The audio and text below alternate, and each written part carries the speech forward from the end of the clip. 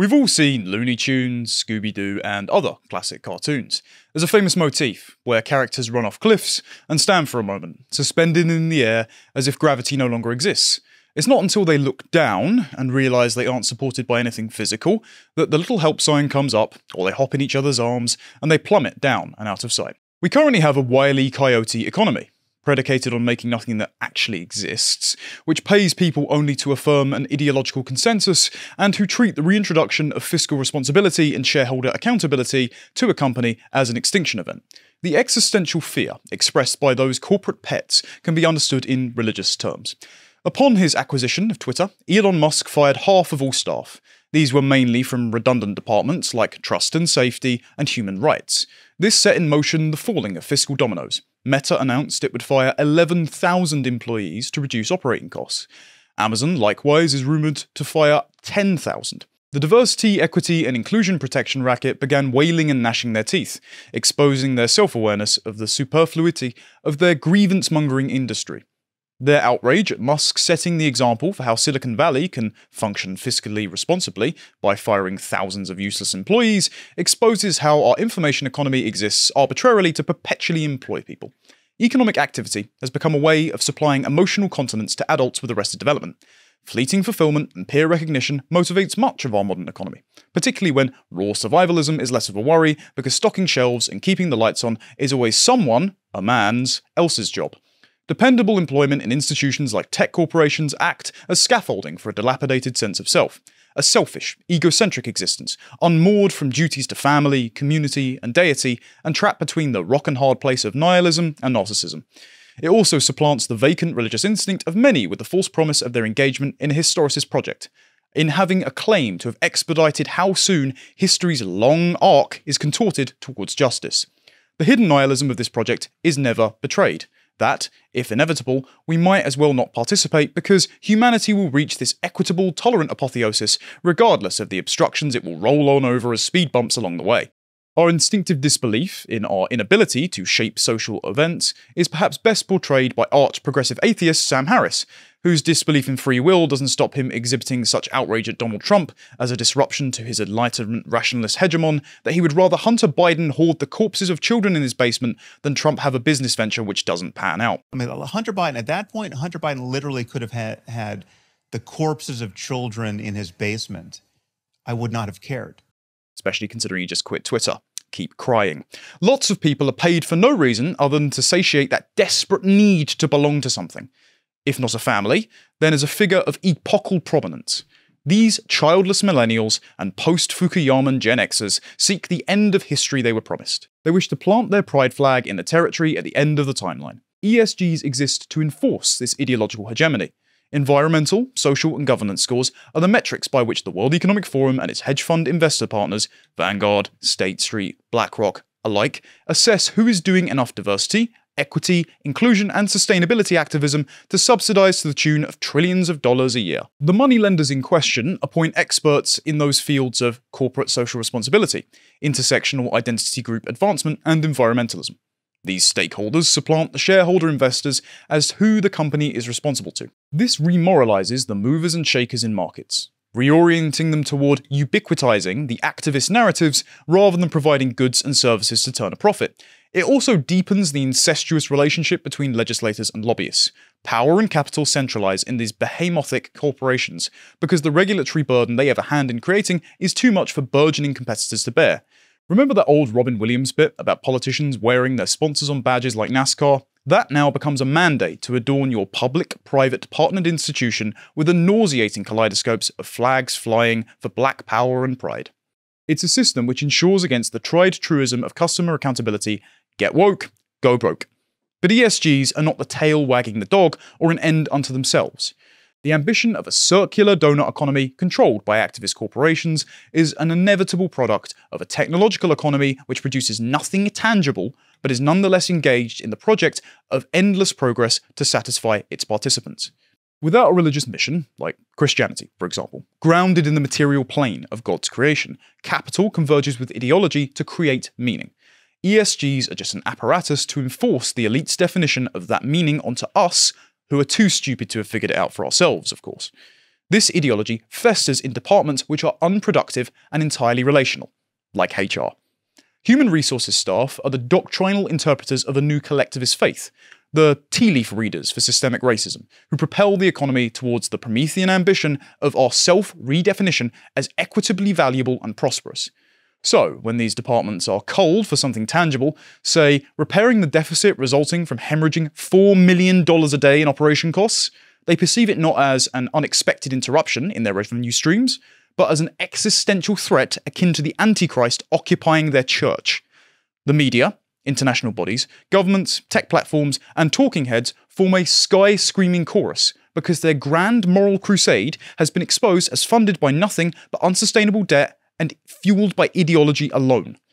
We've seen the adult daycare videos of LinkedIn and Twitter employees who do no actual work, but instead paid to practice yoga poses, fill cereal bowls with chia seed muesli, and drink wine at networking functions.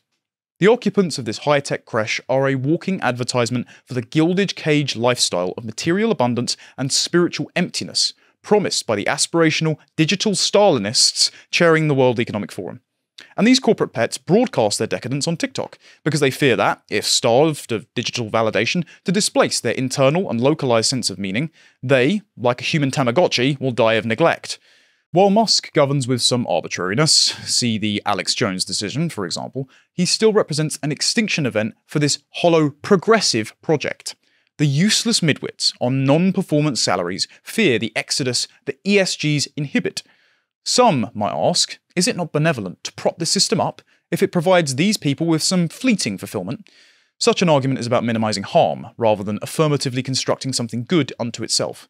The deficit of manifested virtue makes these barely coping people power-mad and resentful, fearing losing what they've coveted in a world they see as capricious and unfeeling.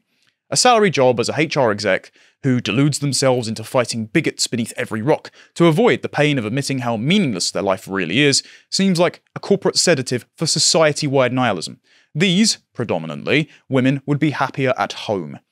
Government jobs serve the same function, with every department permanently encrusted by financial barnacles who avoid performance reviews like it will give them leprosy.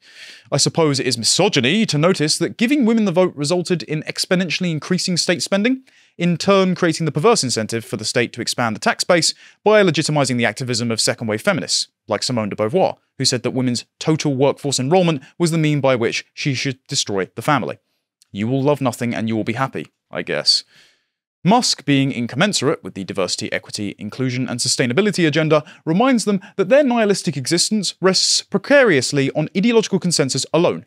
They make nothing. They do nothing. They speak untruths and feel entitled to others' innovative greatness. So, folks like Musk are their rapture. But let's play their vision out to its logical conclusion. Are we losing out on something for not committing to their vision? Absent a Christian-style motivation to steward the world in balancing human habitation and respecting God's creation at once, there's no argument against outsourcing the satiation of your pleasures to some kind of digital simulacrum.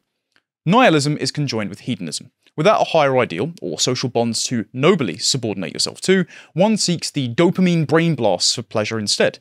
But that bacchic lifestyle depends on resource consumption. To maximize your pleasure, while minimizing the cost, requires the utilitarian micromanagement of all resources. This is most effectively done with brain stimulation in a digital landscape, for example. Plugged into the metaverse, having vicarious adventures on renewable-powered Robert Nozick experience machines. Enter the WEF's promise of abundance, equity, and decarbonizing the economy. Fully automated luxury coomerism. The last man of the atomized, urban studio department-dwelling millennial working HR and tech. The economy becomes focused on abstract collective projects like maximizing human flourishing, while also digitizing, itemizing, and minimizing our physical and material goods and impacts on the world. The Great Reset essentially constitutes the digital eviction of humanity's footprint from the planet. As eco-misanthrope Bill McKibben argued in The End of Nature, policymakers' imperative is now to construct a humbler world in which human happiness is subordinated to minimizing our ecological impact on the planet. The interests of Malthusians and hedonists have converged here. With less human activity and less humans, there will be more for an appointed few to gorge themselves on guilt-free. This is the vision of an organized elite who self-describe as pilot fish. It should be governments and business Government and business have to cooperate in order to become a fast fish, because in our world of today, it's not anymore so much the big fish who eats the small fish, but it is the fast fish who eats the slow fish. And in order to be a fast fish and a big fish, hopefully, like Indonesia, you have to have two co-pilots, business and governments. Swimming in the wake of great historical forces like the climate crisis, which devour up peasants like prey and allow them to swim with the current and feast on the carcasses.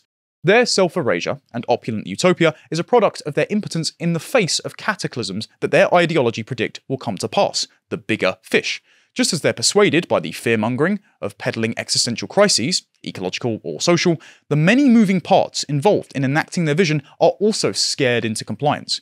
Compulsion is only possible through fear, but fear is contingent on recognizing something as either a threat or a legitimate authority. It's simple. If we disenchant ourselves of the delusions on which their Ouroboros economy of ideological promises rests, then their way to gain power is gone. They dissipate like a belittled Freddy Krueger.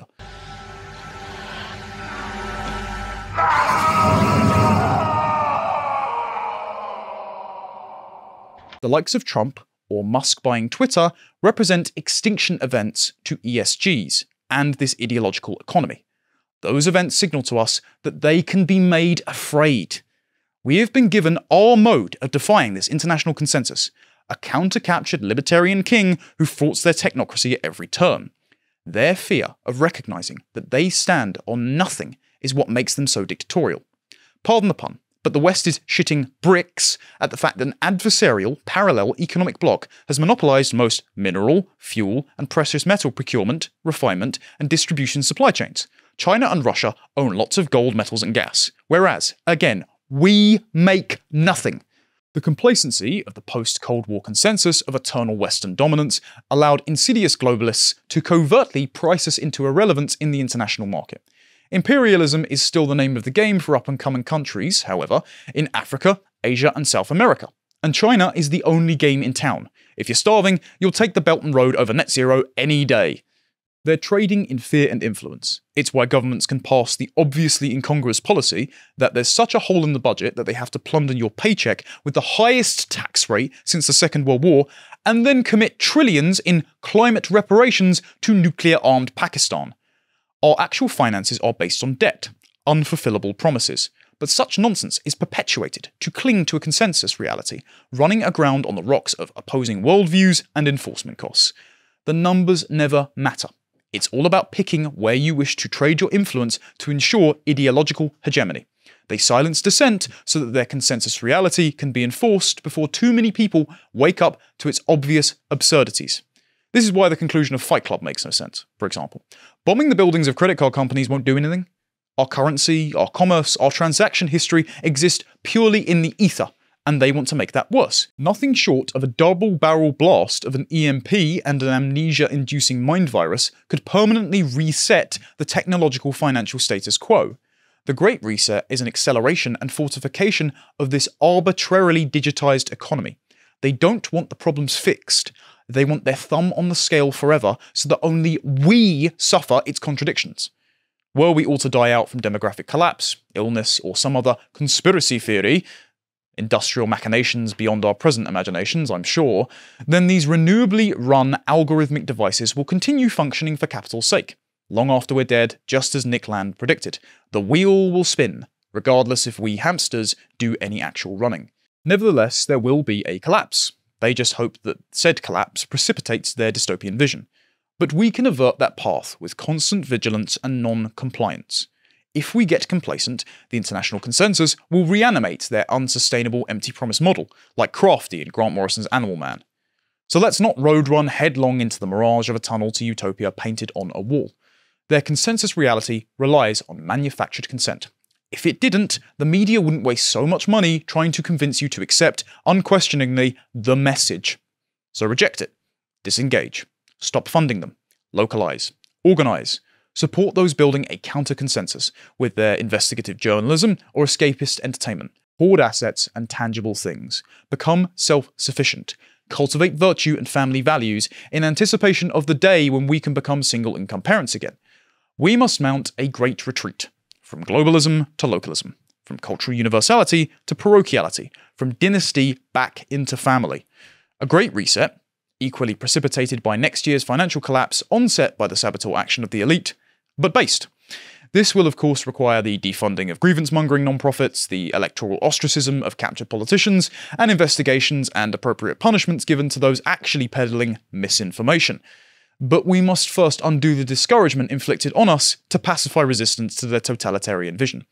We must make the mocking tongue of the Roadrunner standing on the precipice while the materialistic, hedonistic Internationale hover ignorantly over the 1,000-foot drop our animating principle. The hapless Coyote only plummets into the canyon when he sees that there's nothing beneath him. So make them look. It will only all fall when we realize they stand on nothing at all.